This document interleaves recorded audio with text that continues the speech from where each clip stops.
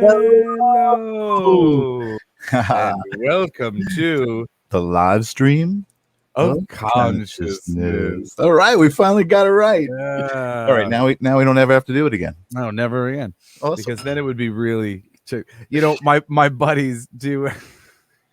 I don't mean to rag on them, because I mean, I would do kitsch things on stage, kitschy things that I thought were fun. Right. And my buddies Paulie Z and David Z, God rest his soul. David's passed away, but Paulie and David, they were the dual frontman and brothers. Right.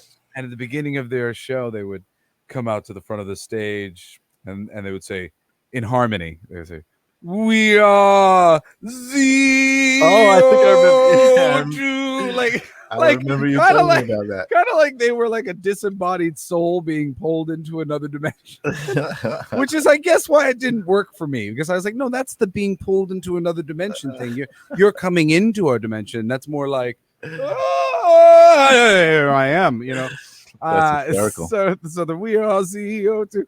It used to kind of make me cringe a little bit, but I mean, you know what? I'm sure I said things and did things that made them cringe. Well, look, we practiced it over the last couple of weeks. We finally got it down, and now we're done with it. We can move on. We'll come up with something else next week. I don't know if pizza's enough for a snack. Oh, look who it is. It's Parker. You can have a snack if you have some fruit as well. Have some watermelon. Say hello to everybody out there in Twitch and YouTube Live land and Facebook Live land. So everybody, welcome to the live stream of consciousness. Yes, welcome Parker to the live stream of consciousness. Welcome to our usual guests out there, Taylor and Angela, Ninja Kitty. What's going on, guys? I'm just looking at the things we got. Hey Angela. there, hi there, ho there. You're as welcome as can be. And we want to thank the Rams Network for hosting us, and we always encourage you to look into their cause and yes, please do stuff like that. Please do. But, how was your week this week, Mr. Michaels? I had a good week. I had a really good week. I actually got a spiffy new shirt. What do you think? You look very spiffy. Yeah, I'm excited. I got some new clothes, and everything is going really good. The summer is finally kicked in. I spent the weekend. I saw that 70s band, not that 70s band. What was it? 70s rock show. Cool band out here on Long Island at the beach, and yeah, it was good. I'm enjoying the summer. What's going on with you and the kitties? That must be a lot of fun. Very cool. The summer's kind of kicking my ass. I mean, I'm loving it, and I wouldn't have it any other way. My babies are great and so well behaved. It's more just like that. They're just like a lot of them. It's a lot. It's like.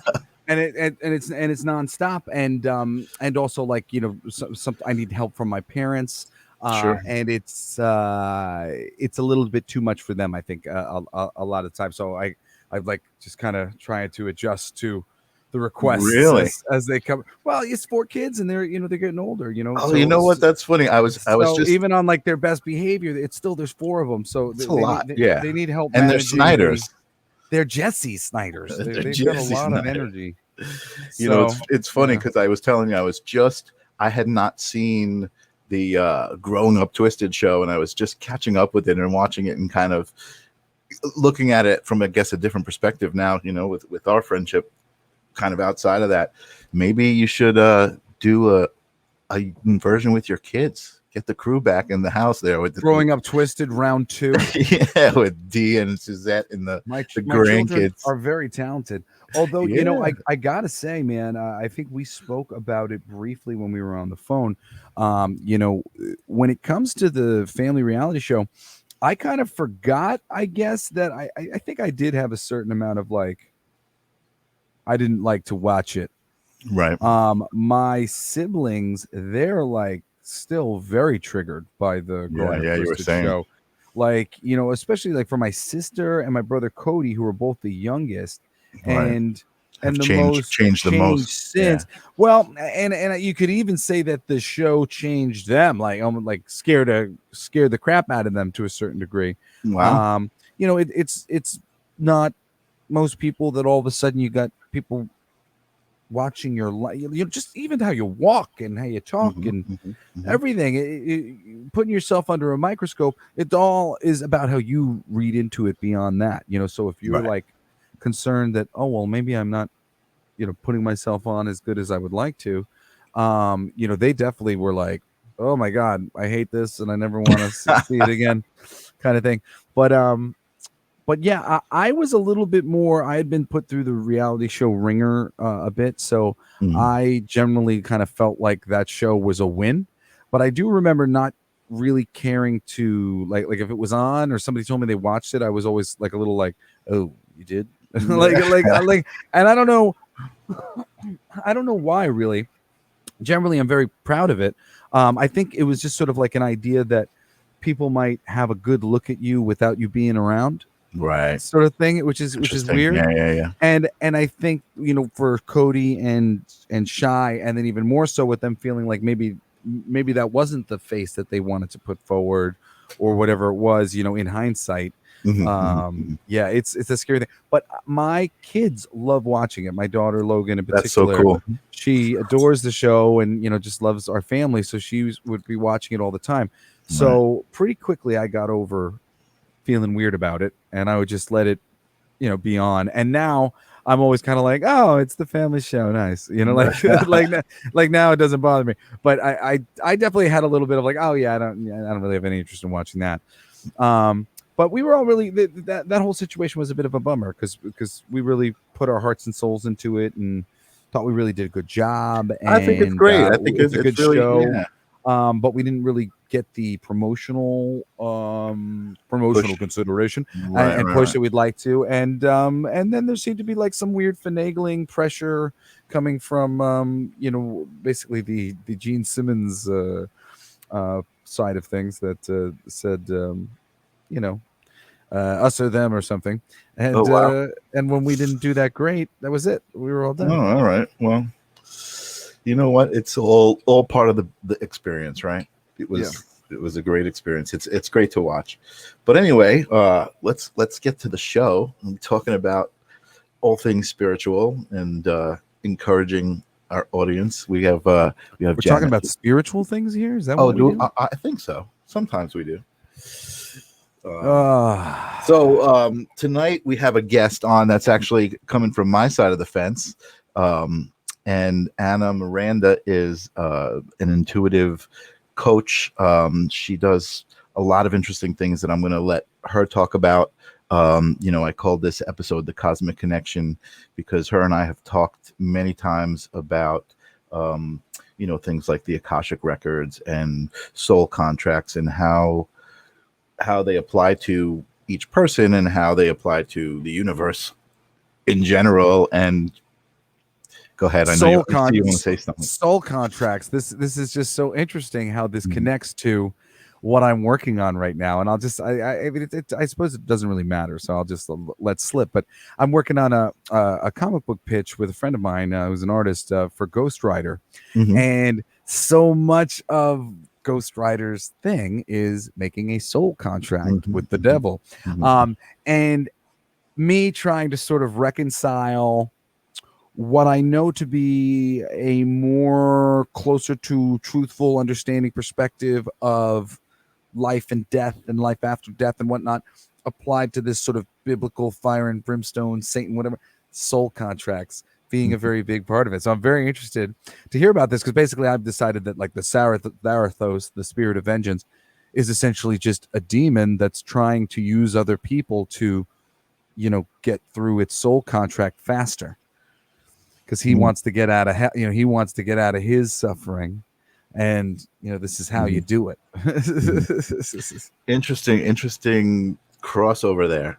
Yes. Of what we talk about and then the comic book world. But that's very cool, man. That Knight Rider thing, you were telling me about earlier. That's Ghost Rider, Knight Rider. I'm sorry. Your non-geekiness is showing. Yeah. Sorry. Well, anyway, so I mean, and there is something interesting, a synchronicity here too, and that is that, and I think I've told you about it before we started doing this. I have a Facebook page called Channel Zen, and that's where I kind of started to collect my spiritual stuff, you keep changing shape and size. It's interesting. I lowered myself down to the ground somehow. I didn't know I could do that with this chair until today. So one of the ideas for Channel Zen was, the idea came because I had been meeting and really kind of connecting with a lot of super interesting people who were all connected cosmically to the universe in their own way. So they were psychic mediums, they were astrologers, they were all these different kind of people. And I just wanted to make a show for everybody. So that's kind of where Channel Zen came. And then the easier way to go about it was to take all of these people and pose the same question to them, which happened to be, what is consciousness? So it's interesting that we've come full circle, and that's what we ask our guests all the time. And so we did videos, and Anna was one of the first videos, and just kind of giving her explanation of consciousness, and it was awesome. So I would love to bring her on and talk to her about what she does. Everybody, welcome to the live stream of consciousness, Anna Miranda. Anna, yay! Hello, Anna. Hi. What's happening? It's so nice to be here. Thank you for having me. Very interesting. I'm listening to your talk, and it's interesting. And I love your daughter, by the way. She's beautiful. I saw you bring her on before. Really beautiful. The Snyders have a really amazing energy, all of them. Well, I used to watch that show, just so you know. You did watch that show? Yeah, wow. I did. I remember it. I enjoyed it very much. Yeah, very entertaining. But I remember the first time I met Parker, I was just kind of, I don't know if you remember, Jesse, we were kind of in the backyard, and she was just, there was just this amazing angelic energy about her. She just was looking at me and smiling and like connecting with me. It was really awesome. Since it got brought back up, there's a real simple spiritual lesson from reality TV in general, and from doing the show. And I had learned it when I had done previous shows really strongly, I guess, after doing Rock the Cradle. And it was that the producers are producing a story. And if you know anything as a writer, about creating a story, your protagonist has to want something and has to go through a struggle to get it. So often the producers of any show that you might be on, they're looking for the trouble that they can resolve. Right. Everybody just thinks about the trouble, and they want to put the brakes on getting in any trouble. No trouble. But it's trouble they want to resolve. A reality show just isn't trouble. It's trouble that gets resolved. Right. And if you allow yourself to get into trouble, you'll be the star of the reality show, because it will keep resolving. You'll keep getting redeemed, and the audience will just keep going, oh yeah, I really like them, because you're getting screen time and you're being able to be yourself and go through the types of struggles that people like to see characters go through. Right. And similarly in life, it's really the same thing. I think we try to apply a little bit of perfection to ourselves, where we're like, when something goes wrong, we're like, oh no, it's the thing, it's gone, it happened. I didn't want this to happen, this thing. It's supposed to be perfect all the time. But it's in the imperfection that we're able to learn something and come through on the other side and redeem ourselves. So, I mean, it really is, it can be a bit of a traumatic thing, I think, when you do that stuff. But in doing it a bunch, I really learned that you kind of just like anything, you can't be afraid of the trouble that might occur, because the trouble that might occur teaches you and grows you and enriches you. So, right. Is what it is. So thank you for watching. I appreciate it, Anna. So actually, we got a couple of people who said something. Angela mentioned something funny. She said we'll get a laugh because I guess she saw that we were having Anna on. She said she called the library asking about Akashic Records, and they said they don't have any albums. Oh, that's funny. Yeah, that's pretty funny. And we have Taylor welcoming you to the show, Anna, and we have Angela welcoming you to the show. Hey. So Anna, why don't you tell us exactly what it is that we're talking about here? Yeah. This is Mike knows this is my favorite subject, and actually, I can kind of explain a lot from what you just said, Jesse, because really the idea of soul contracts is the idea that prior to our birth, we created it all. We chose our challenges, we chose our gifts, but more specifically, we chose the family of origin and the people that we were, the souls that we were going to come in and connect with. It also, you know, goes into past life experiences, even future life experiences. But if we just keep it here now, because really the only power we have is right now, and this is what we're creating every moment is the now moment, the moment of power. But it really is about the connections that we make before we even get here in body, and the challenges that we choose in order for growth, expansion, enlightenment, or really just the challenges that we choose to bring us back to love, to give us opportunities to love deeper, to love more. Interesting, you know, the soul contract, or the, you know, the soul family of your family, Jesse, all choosing to come here and to have this experience together on this television show. I mean, that to me would be a fascinating contract to read, to see what each family member, what were they going to learn, what were their challenges going to be, and why you chose to come in, you know, as a collective to do that, have that specific experience.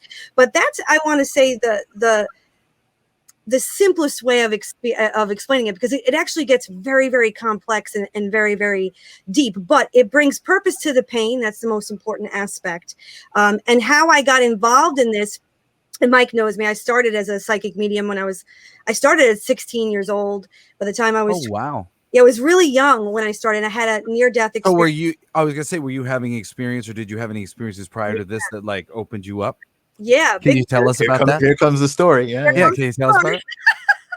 Well, okay. So prior to 16, I became very heavily addicted to serious, you know, narcotics, basically. And by the time I was, 16 years old, I had hit my rock bottom. And actually, I have a little tattoo here. I don't know if you can see it. But on March 31st, 1995, I overdosed.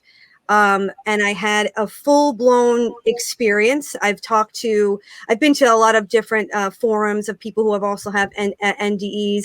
The funny thing is, prior to my near death, I was very much an atheist. I had really no belief system, and I was really in a place of complete hopelessness, despair, trauma. And then this experience, happens to me that really changed everything.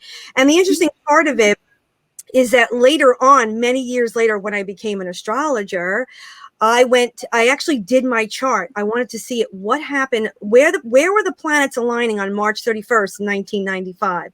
And I actually found that the planet Pluto, which is the planet of death, transformation, and rebirth, was literally sitting at the same degrees on top of my actual sun sign of Sagittarius. You just can't make that up. So once I had that experience astrologically, I said, there's something to this.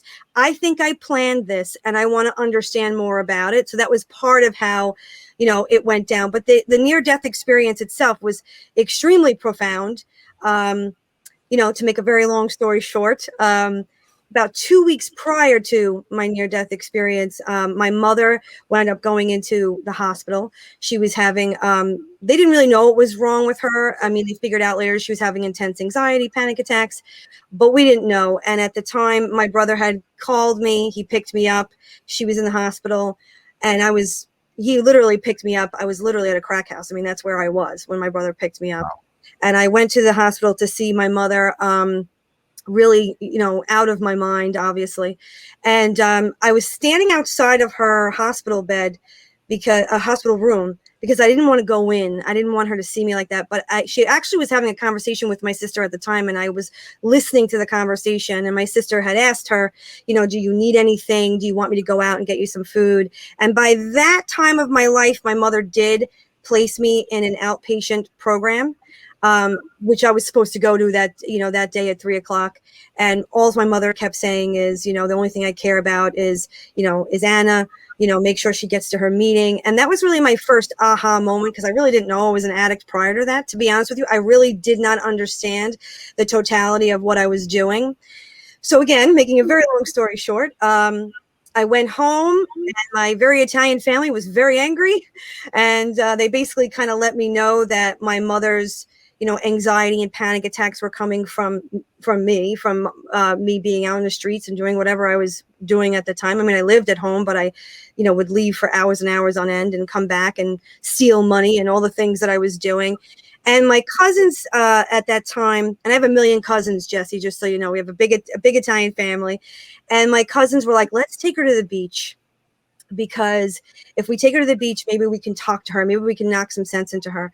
They took me to the beach. They tried to talk to me. I told them I wanted to be alone, and I walked down the pier. And this was the first time in my life I ever prayed. I walked down the pier. I got down on my knees. I remember just crying and just feeling very hopeless. And I just looked up to the sky, and my prayer was not eloquent. I don't know if we're allowed to curse on here, but I basically was like, I don't know who the fuck you are, but if you're up there, if you don't help me, I'm gonna die. I knew that moment I was like, I'm gonna die. I love that you're calling that a prayer. Yeah, but it was a prayer. It was like, it is. No, it totally is. It really was. It was deep from my heart. And then, they took me home, and it was 2 weeks later that I had my near-death experience. And I really believe it was invoked by that prayer, by that intense moment where I really was, in all honesty, saying, look, you got to. I need the push. Give me that push. You got to push me, right? So March 31st, 1995 comes, I'm in my normal routine, meaning doing tons of drugs, from the moment I wake up in the morning, I'm just doing tons of drugs. And at this time, I was still in school because I had gotten kicked out of school many times, okay? But I was allowed back in at this point. I got on the bus, and as soon as I get off the bus, me and one of my friends, we would run to, there was a gate. We would run to the gate, hop the fence, and go into the woods. Like, I never went to school. I didn't go. I'd go in the woods with my friends, and we would just be doing drugs all day. But what was interesting is, from the moment I woke up that morning, something felt different. Something in me did not feel right, like a foreshadowing of some form. And we're in the woods for hours doing drugs as we normally do, and I just kept feeling it. It was like a feeling in the pit of my stomach, and I was like, something isn't right here. So I was getting very anxiety-ridden, a little agitated. And the friend that I was with, her name was Jessica. And she said to me, maybe we should go and have a slice of pizza, because maybe you're feeling like this because we haven't ate anything and we've been doing drugs all day. At the time, by the way, that pizzeria was called Kara's Pizza. It was around the corner from Sachem North High School. So we went into the pizzeria. We get a slice of pizza. Now, here's where the real trippy part comes in. Okay. So I'm sitting there, and everything's, all over the place because I'm totally out of my mind. And I started to have my first clairaudient moment. I understand it was clairaudience now. I didn't then. Right. But I heard a male voice, and my full name, are you ready for this? My real full name, my Italian name, my parents are from Italy, I'm first American born, is Anna Maria Miranda, right? And my family, for short, would call me Anne Marie. But none of my friends called me this. They didn't even know that name. That was only a family name. Right. So the voice that was speaking to me kept calling my name, but it was saying, Anne Marie, Anne Marie. Now I start flipping out, and I'm telling my friend Jessica, do you hear? I mean, the people in the pizzeria must thought I was nuts, because I was like, do you hear it? Do you hear it? Like, I was losing my, and she kept saying, calm down. What's going on? And I kept asking her, I kept saying, you don't hear that voice. You don't hear that voice. And she said, no. She's like, you need to drink water. We need to calm down. So I try to calm down, and then the voice comes back, and this time it's louder than it was before. And it gets louder, and it gets louder, and it gets louder, still saying my name, Anne Marie, Anne Marie, Anne Marie. So the only thing that I knew to do was to answer it. That's all I knew. I was like, what am I supposed to do? Until this day, I still don't know if I answered the voice out loud or if I answered the voice inside. Okay. I don't know if it was like a telepathic thing or if I actually voiced it out. I don't know. But I said, what do you want? And I heard two words, and they're words I'll never forget. I heard reality check. And in that moment, Jessica saw my eyes roll back, and I completely collapsed in the pizzeria. But that was not my experience. When I heard those two words, it was like a Mack truck hit my stomach. But right after that feeling of that Mack truck, everything became extremely still. A stillness that, it's been 26 years, I can never replicate. And then from every crevice and corner of the room, every nook, every cranny, it came in this way. So I was sitting and all of a sudden there was like this, the room just became saturated until I was engulfed in, you know, what everybody talks about, this light. But it wasn't a light. That's the funny. It looked like that, but it didn't feel like that. It almost had its own living, breathing essence. Wow. And it surrounded me. And the minute that it did, I was completely full of peace, love, calming. Again, there are not words to describe it. And then as soon as I was engulfed in it and felt that peace, felt that release, I felt the Mack truck again. And I even heard the Mack truck. But I also say, when I was in that light, there was a sound. And it was like, again, it was like the sound of silence, but it was a sound that, again, loud silence. Yeah, a loud silence. When I felt that Mack truck again, it was like the light went in the opposite direction, but this time very fast. When it happened, it was very, very, very slow. But then when that Mack truck came, it was like, whoop, it was like really fast in the opposite direction. Now I'm laying on the floor in the pizzeria. And I literally, my friend told me that I was on the floor and it was like somebody picked me up underneath me and just bolted me up. Like I literally went and was screaming and just came back. I remember seeing her face. That was her face was the first face I saw. And she was just like, you know, like that. And there were no paramedics. There were nothing like that. We'll get to the validity of the story later. I just looked around and I just ran. I ran out of the pizzeria, ran back into the woods, fell flat on my face in the dirt. And I still to this day don't know how long I was there. I just know I was on the ground and I was hysterical, just hysterical, like shaking hysterics. And as I'm on that floor, don't know how long I was there, the voice came back. And this time it was very soft. And he said, Anne Marie, get up, get up, get up, get up. So I just got up. And when I got up, I had my first clairvoyant experience where I literally saw my entire life from the age of 2. This becomes significant later. The age of 2 to 16, which is how old I was at that time. And I literally experienced every choice, every feeling, every relationship I had ever had in seconds. Wow. And it was, like feeling wise, you're talking about feeling it. Right. Yeah. Reliving it, re-experiencing it. Right. And then I remember I fell again because it was that overwhelming, because it's like the weird, I try to explain, it was devastating. At the same time that it was beautiful and I realized how beautiful life is, it was devastating because I realized all the shit I've done, all the people that I hurt, especially my mom. So it was like a double feeling. And I put my hands over my mouth and I just started screaming. I'm screaming by myself in the woods. And I just started screaming, oh my God, oh my God, oh my God. And then I heard him again. And he said, yes, yes, yes, get up, get up, get up. So I got up and then he started talking to me very deeply. And he said, Anne Marie, go home. I was starting to have a conversation with the voice. And again, at this point, I know it was telepathic because I wasn't speaking out loud. And I was like, I don't know how to go home. What do you want? And he said, I want you to just walk home. Walk home. I will walk with you. So from my house, from that place to my house, it took me about 3 hours to walk home. Because the Sachem School District was the largest school district in Long Island. You could live many towns away. Wow. So I was probably walking 20, 30 minutes before my friend Jessica caught up with me. She had gotten a car with a bunch of guys we went to high school with to go look for me. She found me. She gets out of the car. She's yelling. She's screaming, what's going on? And I just basically said, look, just please stay with me. I don't want to be alone. Walk with me. So she walked with me the whole way. Took 3 hours. I collapsed about 3 or 4 times. Each time I collapsed, I would hear him. He'd say, Anne Marie, get up, go home, go home. And then when I got to the edge of my block, I lived in a cul-de-sac. So you could see my house. My house was in the middle, you could see it. So we get there and I see the house and I actually had, I don't know if you guys remember this. Do you guys remember, it used to be a character. His name was the Karopi frog. There were these green Karopi frog wallets that all the girls used to have. They were these plastic wallets that looked like frogs. I kind of do. Yeah, I do. I think I do. It's back in the day. But I had this plastic frog wallet, and it was like my drug wallet. I had stolen money in there, and at the time I had a lot of drugs in there. And I'm looking at my house. She's still with me. My friend Jessica's still with me.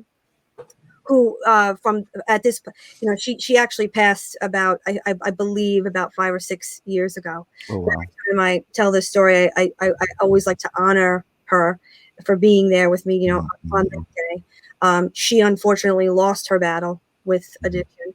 But I heard the voice, and he said, "Anne-Marie, take the wallet out of your pocket." I took it out, and he said, "Give it to her. You will not do this anymore." And I gave her the wallet, and to her, that was like gold. She looked at me, she looked at the wallet, and I said, "Take it. I don't want it anymore." Mm-hmm. Now, she turned around and walked away. Then the next time I saw her, I would see her out a couple times, but it was probably a couple months after that she actually wound up at the Stony Brook Psychiatric Center just a few months after that. But she had a very long battle with addiction. Mm-hmm. I gave her the wallet.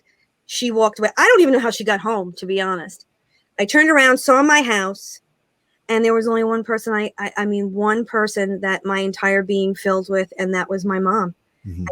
I started running, and I walked through the garage, and my mother was cleaning with her back towards me. Typical Italian mother, cleaning the house, and I walked in the door, and I didn't even say, I said one word. I just said, "Mom." And my mother turned around, took one look at me, dropped the broom, and that was it. I fell to the floor. She held me. It's like she just knew. She knew that something had changed. And I cried in her arms for many hours. She held me. And then finally I had the ability to talk to her. But before I did, I heard him. And he said, "Anne-Marie, ask your mother about the dream." And again, this is all telepathic. I said, "What dream?" He said, "The dream that your Nonna Maria," that's grandma in Italian, "that your Nonna Maria had a dream. She called your mother. Ask your mother about that dream, and you will know who I am." So I began to tell to my mom. I began to tell her what happened, and then I had asked her about this dream. And I remember her looking at me, and her first instinct was, she said, how do you know that? How did you know that? And I said, "I don't know. Just tell me, did Nonna call you? Did she have a dream?"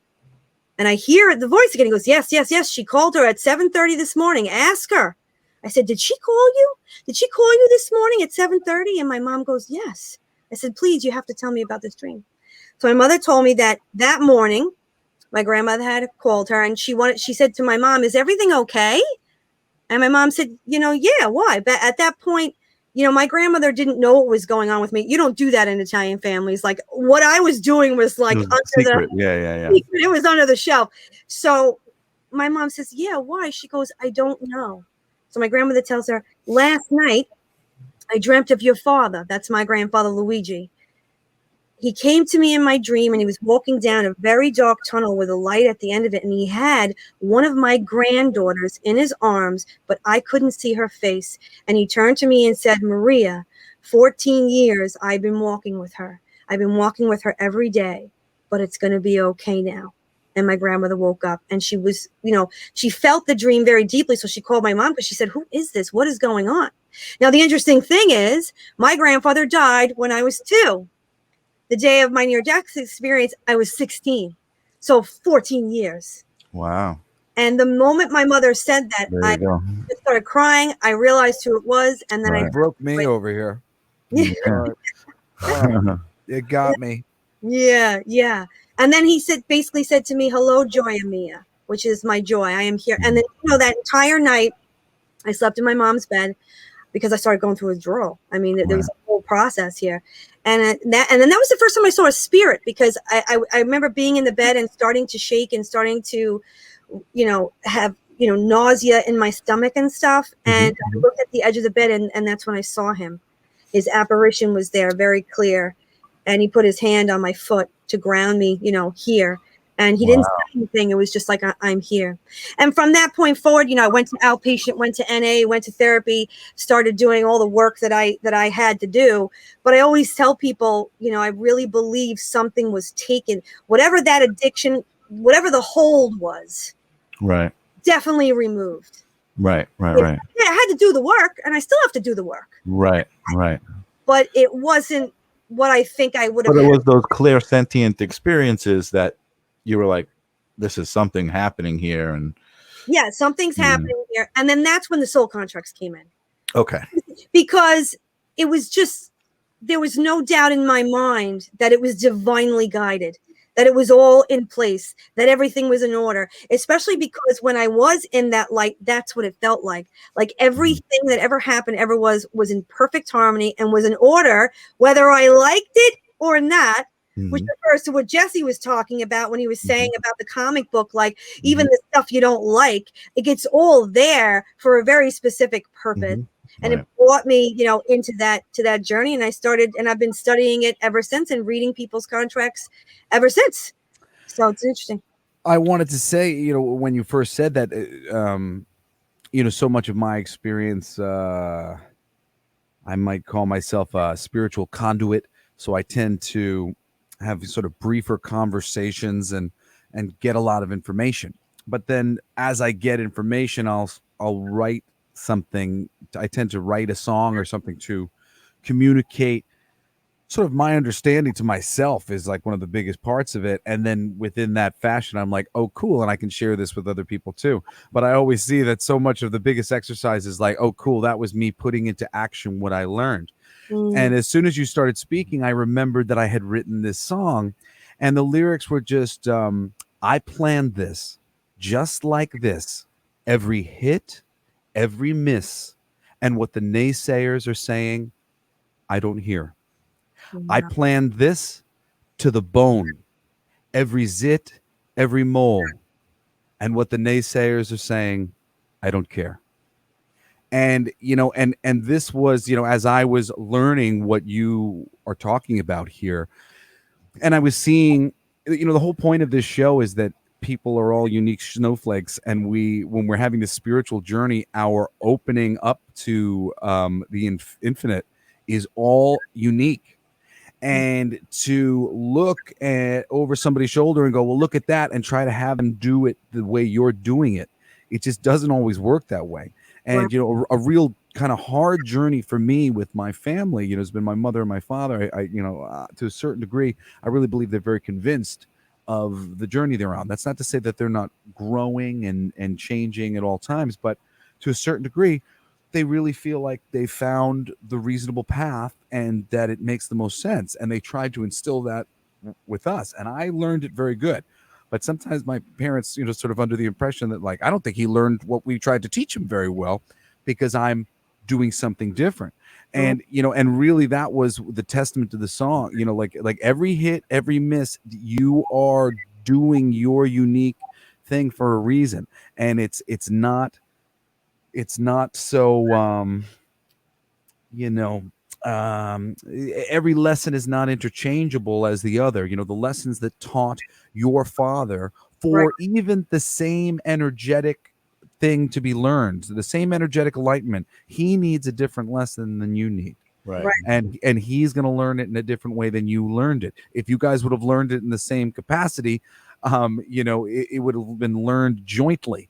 You know, instead, he learned it, had an experience, and then he tried to communicate that experience to you. If you're still having, you know, an energy to go do what he did, but different, that's because you have an energy that was always going to be there, and you have a different path to miss and eventually hit and find your way. So I really just want to like back up, you know, the beautiful, you know, story and how universal it is, different for everybody. But I'm sure so many of you guys are having very, very similar, you know, experiences. And it's a very, very universal experience. So, you know, Anna, how did you go from, you know, being the interesting member of the family to you know, to doing it professionally and trying to get out there and communicate with others and help other people, and what have you learned is kind of my most interest, my question of interest. What do you think you've taken away the most? You know, my interest always kind of lies in like the big picture, because we are all so individually different. You know, when you can look at like a really large pool and take away from the whole, I always feel like there's the most to learn from that. So anything that you have to share, I'd love to hear. Yeah, that's great. Well, from 16, I would say, to around 24, 25, I was just kind of recovering. I was young, but I did go on the spiritual path full force. I was reading every book, taking every class, very interesting. Eventually, I did enter into seminary. I was in seminary for 3.5 years. Oh, wow. So I had that experience. But what was cool is in the interim, I was seeing spirit after my ND. I was seeing spirit everywhere. And it was almost, I would go to college and be sitting next to somebody in my class and be like, do you have a grandmother named, like, it would be like, that's the beginning journey was kind of fun, where I just, I mean, I was scared. It scared me. And I definitely had a lot of questions, and there was a lot of growth to be, maneuvered into it. But it was more like doing it for people around me, and it would just happen spontaneously. Then I became very aware of my family, that both of my grandmothers and an aunt in Sicily did this work. Had no idea that this was even ingrained in my DNA, which apparently it very much is. So, it unfolded. And then by the time, and actually, I went to school for film and television.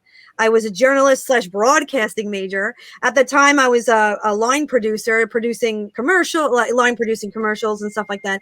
And then I was 26 years old, and I just this calling got bigger and bigger, and my journey in understanding consciousness, who am I, the human experience, the spiritual experience, just became my whole life. And I felt like, that's it. I want to do this. I want to do this this is what I'm supposed to do.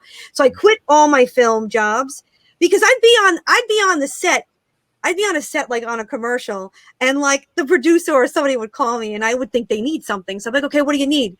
And they go, no. I just wanted to listen. Jody said you did this thing for her. Do you think you could do that for me? Maybe on the lunch break. It just followed me. It followed me everywhere I went. I was like, what am I supposed to do this? And I basically said to the universe, like, if this is what you want me to do, just hit me in the face, show me that that's what it is, and I'll do it. So that's pretty relevant. Jesse's been reading tarot cards, and he's kind of wondering if you should be doing it for people. Yeah. Well, it's funny. My experience has been very similar, where like, I never had any intention of any kind. I mean, I literally just like found a deck in my my ex-wife's mom's house, like in a cabinet, not being used. It's a beautiful deck. I just started playing with it one day, doing readings for everybody that I knew and loved. Had a couple things that came out that I found pretty interesting. Sent a couple pictures around. Those people had them as their wallpaper for long periods of time. And then, I would go and I would do them for like girlfriends or friends and stuff. And then all of a sudden I'd be doing it for their sister, or doing it for their brother, and doing it for other people. And I basically started going, is this like, you want me to do this? Like, yeah. Should I do this? Is this the first question, though, I was like, well, can I make a living? Because I have to make a living. Like, what do you want me to do? So I actually quit all the film stuff and got a waitressing job. I waitressed 3 days a week for 12-hour shifts so that I could have some money coming in. Made my first, psychic card. But I have to say, the universe took over. It just took over. In like a year, I had all these clients and people were coming, and then it evolved. It just kept evolving and evolving and evolving, and that was it. And it's been evolving, ever since, really. So, when you get the call, you're getting the call, Jesse. You're getting the call. Yeah, it's funny as you're saying it. They're like, and their energy is making me nod and stuff, and I'm like, okay, all right, I see the parallels here. Yeah, yeah, it is so fun. I mean, like, I was nervous that I don't know that other people's energy was going to kind of take me on when I was doing readings, but generally speaking, you're always one-on-one. So like one-on-one, nobody can really like mess with my energy too much. I can just feel everybody's energy pretty good one-on-one.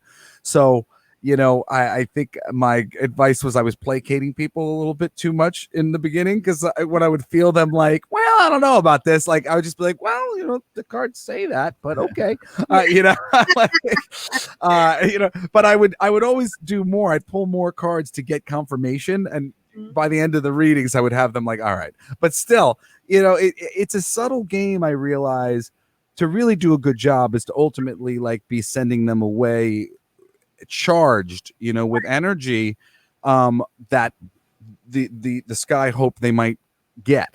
And depending on how you do like you could give them really good information in the end, but if you kind of wibble wobbled it a little bit on the way there, they might take a while before they actually listen. I love that explanation where it's like, you're successful if they leave with that energy because you've exchanged that energy. That's the whole thing. You were going to say something, Anna? Yeah, that's what I really think, and I'm sure Anna probably can back that up a lot more than I can.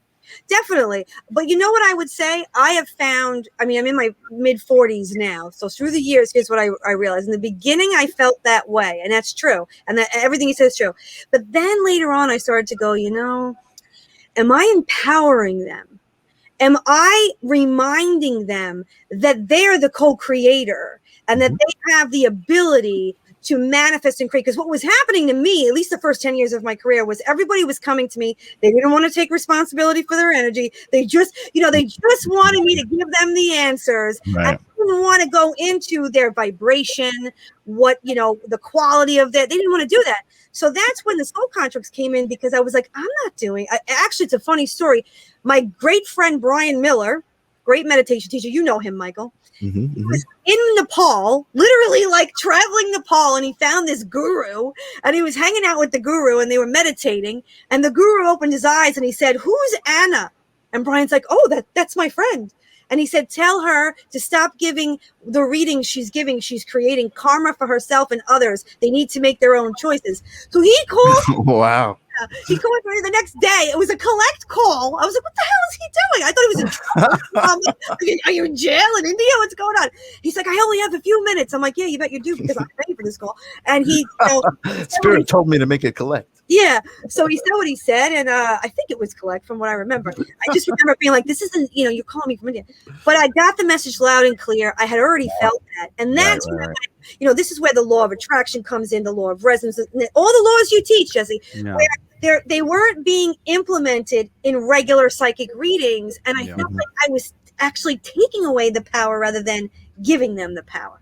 There's a funny story that I can kind of tack on to that, just because it's there's good spiritual lessons within it. I had a friend of mine who reached out to me just like in a panic. He needed a reading like immediately, and this is somebody who doesn't really have a lot of money and like all these different things. I need a reading right now. I'm like, okay, and I do this whole reading for him. He resists what I'm saying. I take a look at the reading because he's so resistant, and I'm like, well, I suppose it could be interpreted this way, kind of thing, or whatever. And he's like, all right, whatever. And then after a few more moments, I finally get him to reveal that he already had another psychic person tell him the same thing that I told him right at the beginning of the reading, that he was previously doubting because he doubted it when they said it to him. He needed to go get a second opinion on it. Now I give him a second opinion. He's resisting it in my reading. I'm changing my reading because he's saying it's not true. Right. And I'm like giving him another reading. And then he finally tells me, I'm like, they already told you the first thing that I told you? Are you kidding me, man? I think the answer is right in front of you. Just take the damn answer. That's great. So Anna, we actually have Taylor's one of our regular listeners, and she's asking for some advice. She says, your story is so relevant right now because one of my best friends and my boyfriend are experiencing tumultuous times, and I want to help steer them, but I don't know how. So she's looking for some advice. And I mean, I almost feel like we know the answer is that we can't really steer anybody, but certainly we can shine our own light somehow, right? Right, of course. I think what I would say to Taylor, hello, Taylor, is that whatever challenge we're being presented with, there's actually a gift. We don't see the gift in the beginning, though. We're in the pain. We're stuck in the pain. So she's speaking about a pain of a friend and the pain of a boyfriend, I believe. I think she said. So if it were me, if these were my friends and they were calling me and they asked me, what do I do with this? Because really the question she asked, what do they do with the pain? Because they're in a tumultuous experience and they're getting lost in the pain.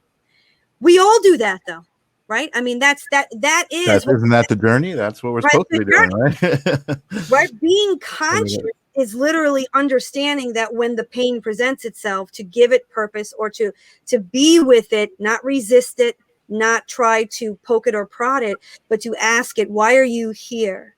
And what are you here to teach me? And what is it what are you here to give me? And it might not be clear at first. And it might not be something we're even willing to do at first. But I have always found, especially through soul contracts, that when I ask myself that question, even when it comes to the body, if I'm having a physical chronic pain, I'll talk to it and say, what is it that you're trying to tell me? What is it that I'm not seeing? What is it? Because it's presenting itself, the energy that is considered challenging, difficult, is presenting itself because it's really an opportunity for transformation or an opportunity to step into a new platform of consciousness. So I really feel that's the question we always have to ask ourselves in order to, and once we make purpose of the pain, we don't need it anymore. Right. We don't need it anymore. Right. I want to add something just real quick for the audience, paying attention at home, because we've actually had a few people who have said similar, to you, Anna, that we can all do this. We can all have an inner communication. It's relatively easy to turn on that switch.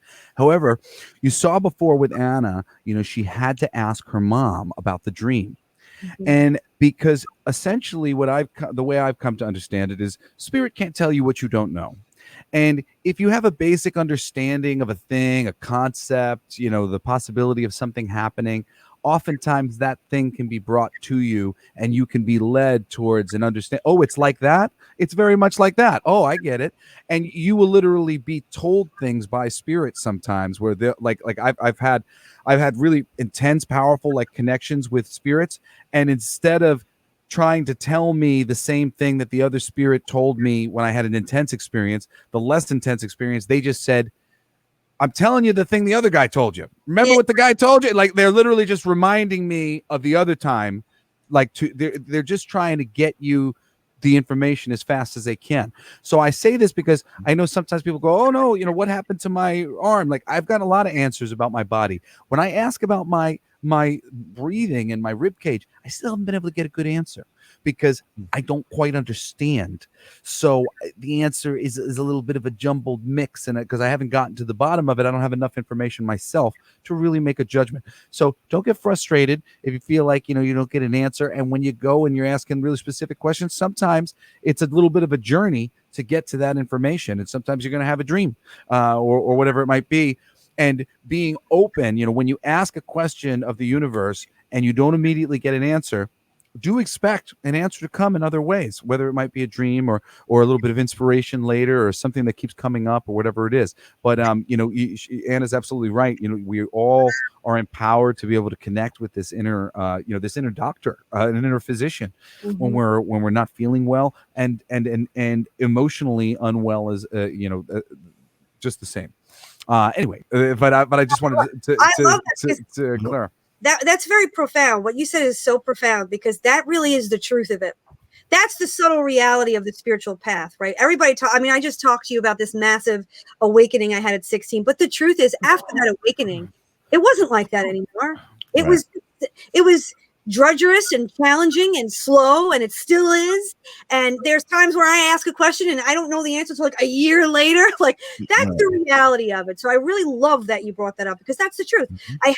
And sometimes I have to remind myself because sometimes I'm like, excuse me, can you give me another big experience? But they don't.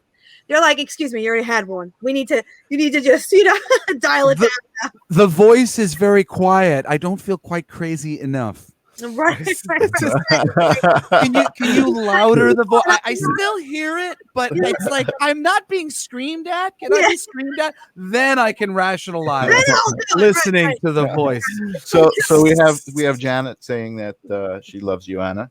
Oh, so that's great. I love Anna too. I ditto. So I just want to actually use that opportunity, a little bit of a segue, to let our audience know that Anna actually. I love this platform where we have these conversations and we talk to people and bring on guests. And Anna actually also is involved with her own podcast. Cool. Can we plug your show? Yeah. It's called Spiritually Psyched. Yeah. That's the YouTube channel right there. I love that name, by the way. I was thinking about that. I'm like, oh, that's kind of cool because I like that too. Yeah, because it's not all about psychic medium, but it's I love play on words. And I don't know. I think I would have gone with psyched : spiritually. It's funny, Jesse, because so it's not my sole podcast. It is a collaboration. It is Three me, ladies. Ria Spina, and somebody that you actually know very well, Jesse, that told me to tell you to say hello, Alyssa Schwartz. Oh, wow. Yeah. So she wanted me to, she's like, tell Jesse I said hi. But Alyssa supports Ria Spina and I. We are ladies, because it's literally the bridge between its spirituality and psychology and mental health coming together. That's so lovely. You know, it's very, very interesting, right? She was my tenant in my house in Port Jefferson Station, and at the time I was still in very, very staunch atheist mode, and I'm generally a lovely person, so like I wasn't like a douche about it, but I definitely had a little bit of like a yes, the crazy spiritualist downstairs, you know. I mean, I've loved her since the moment I laid eyes on her. I just didn't really like subscribe to so much of that stuff, but then I mean just click, and I started growing, and who was I turning to every 2 seconds? Alyssa, do you know anything about Alyssa? Do you know anything about Alyssa? Do you know anything about for forever? And you know, and then when I, you know, I mean, granted, she just was with open arms as I became more and more spiritual. She was just like, oh, I love this. Just she would always just be telling me how much she loved how I was opening up to the other side. And then I did a thing at her center, and that's where me and Michael were able to, like, he had kind of crossed my path earlier, but that's where we met, where he filmed the thing, and we met on a spiritual level, and really was the beginning of our relationship the way it is now.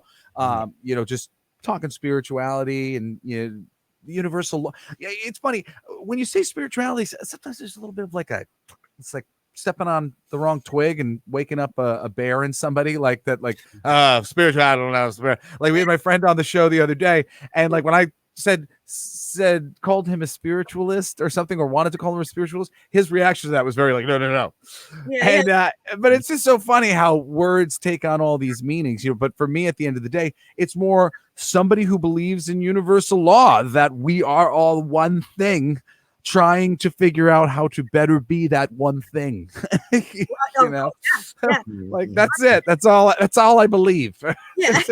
Nobody has to fight me. That's everything stems from that. Everything pretty much stems from that one idea. That's it. You know, that's how I've built my universe. Yeah, I love the ladies, Alyssa and Ria. Again, we are a collaboration. We are all own equal shares of Spiritually Psyched, and we're gonna have a lot of workshops and stuff coming up. But they're awesome because they're so spiritual, but they do have that clinical background that really brings a groundedness to it that I think spirituality really needs. So they can do and say things that I can't, because I don't have that, you know, I don't have that background. So it's really a fun show. It really is. And I'm very proud of it. So as you can see, we love Anna, and seriously, Alyssa is my personal kind of spiritual guru, who helped me so many steps away too, especially as I got into a more sort of Eastern perspective on health and medicine, and especially concerning my children. And when I was turning to somebody looking for alternate perspectives, Alyssa was just a wealth of knowledge all the time. She works with lots of people and lots of different people at her center, lots of different types of healing modalities, and she really is a wealth of knowledge. So I would recommend their show, even though it's not called Psyched: Spiritually. So here's a good question for you, Anna. We have Spiritual Awakening asking, does anyone know about Mount Shasta Lemurian tribe? I do. Like I have a good friend who does big retreats at Mount Shasta. Actually, I think you know her, Michael. Aurora. Do you know Aurora? I don't know Aurora, but I do know Aurora Borealis. Is that who Steve went with? I know Steve went on it. Yes, because she does big retreats there. Not Aurora Borealis. I don't know. I don't know her last name. No, that's the real one. That's the real. That's the real one. The cosmic entity. The cosmic one. But I do know, I don't know much about that specifically, but I do know about Aurora, who does really amazing retreats there. I was just on, Aurora has a show on Awake TV. I was just on that, but I believe, I don't know her. I wish I knew her website, because I would just spit it out. But I don't either. But Steve did tell me a little bit about kind of the legend stories about the tribe that lives supposedly in the mountain, but that's all I know. I don't know much about it. What do you know, Jesse? You said you know. I don't know. I want to know from Spiritual Awakening. Spiritual Awakening, hit me up on Facebook messages and tell me what meditation or whatever it was that you used. I'd love to hear. There's many schools of thoughts on these things. So when somebody says something, especially depending on how they say it, always makes me think, well, maybe I haven't heard about that aspect. Yeah. So apparently, Spiritual Awakening just inherited an acre. Oh my God. From their deceased father, who bought land in 1974. I'm going to manifest let's land. Go. Let's do something there that nobody else nobody knows about as well. That's awesome. I'd love to hear that. It's amazing. I did hear from Steve that there was an obvious vibe there. You know, something that was Mount Shasta, right? Yeah, Mount Shasta. Yeah. I've wanted to go and visit. I've read a lot, and there's lots of people who do channelings from there and things like that. And certainly everything that I've ever heard really lines up with, it's interesting.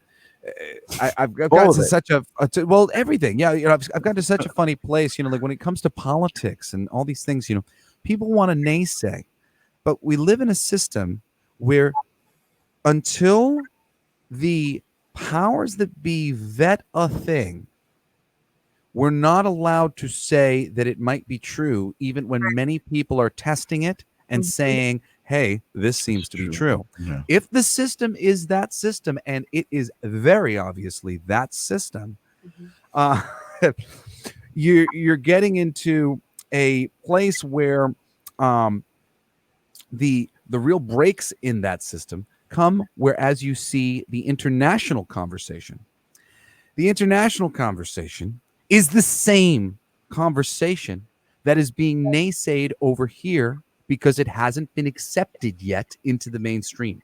You would think and hope that if I could go and show somebody who didn't really believe some of the things that are really going on in the world, in the high up power positions, were shown some of these things, that they would go, aha, I see. Why would Dutch people give a crap about this the same way we are and be talking about it from a universal conversation that also hits all the nails on the head for everything that the people over here are saying, who we're demonizing and calling extremists?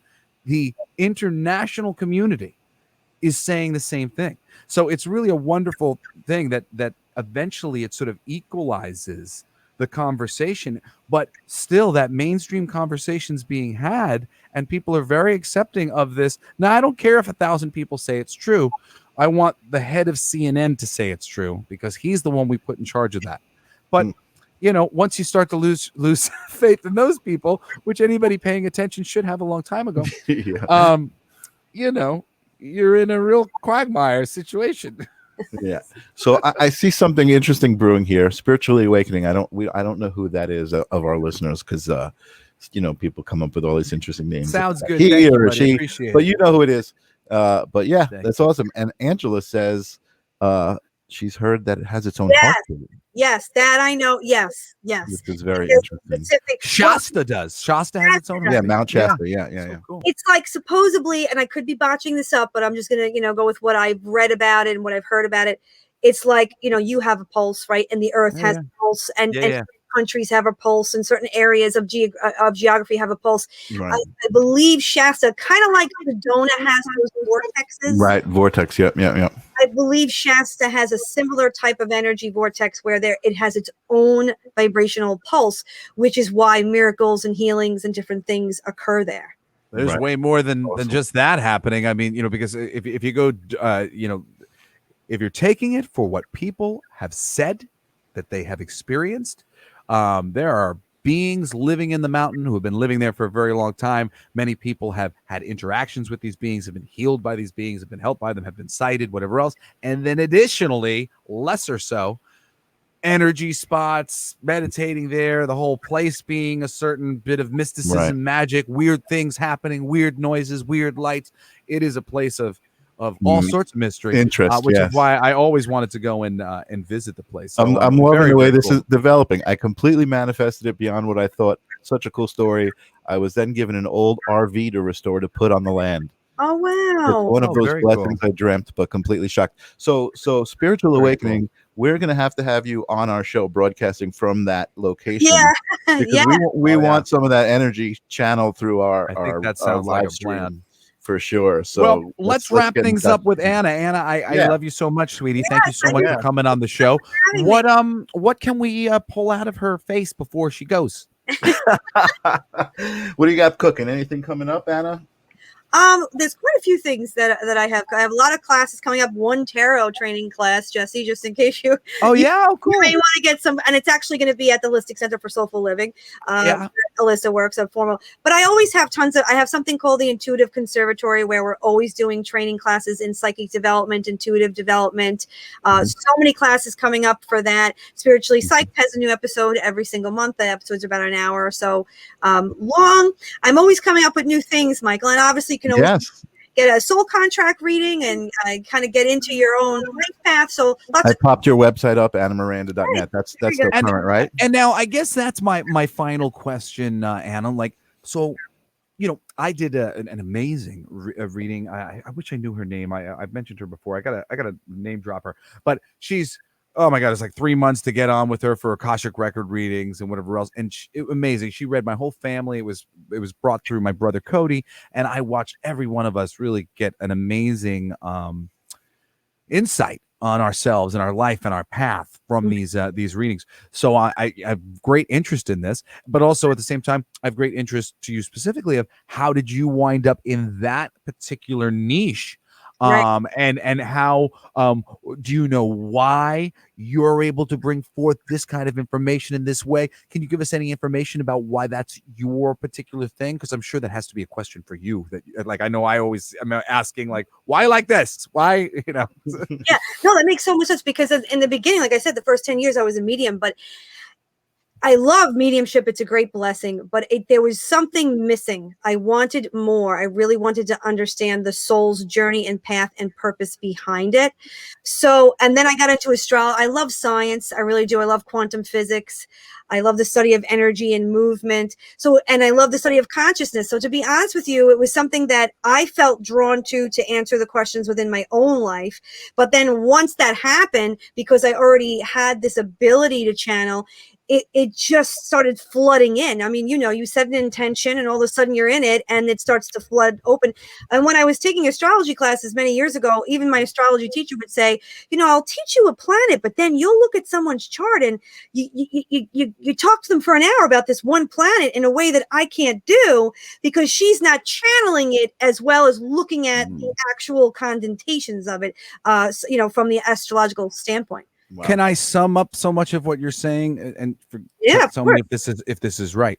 But to a certain degree, you're doing it this way because this is the most helpful from what you can tell. The most practical. Yeah, like, and I'm really kind of reading things that you didn't say just in how you said it.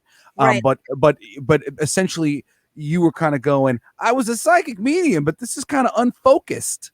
And then I was like, yo, I'm going to help people get a focus on what their life path is because I know that'll do them the most good. 100%. Yeah, very cool. Damn, Jesse, good call. Yeah. No, well, that's the right reason to be doing it. And as you were saying, like, I started looking, for myself, I was looking into things and whatnot, and I started going, well, this is the shit you gotta fuck, Well, it's very funny just that you should say that because really, in every one of my readings, most of it's not psychicism, it's not card readings. It's I'm a student of universal law.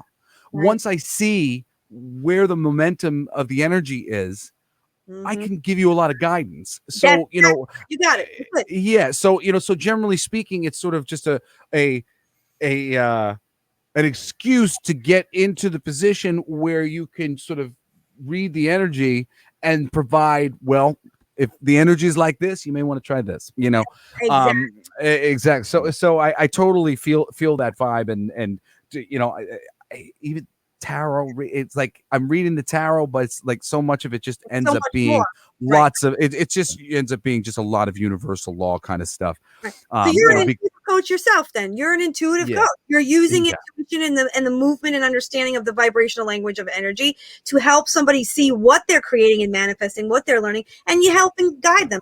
I'm doing the same thing. Right? So that's exactly what it is.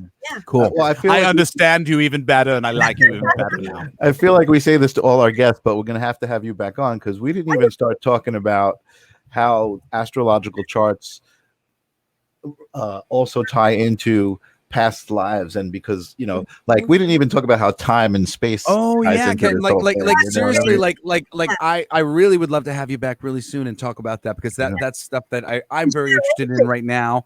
And yeah, each generation has specific planets that are attached to it.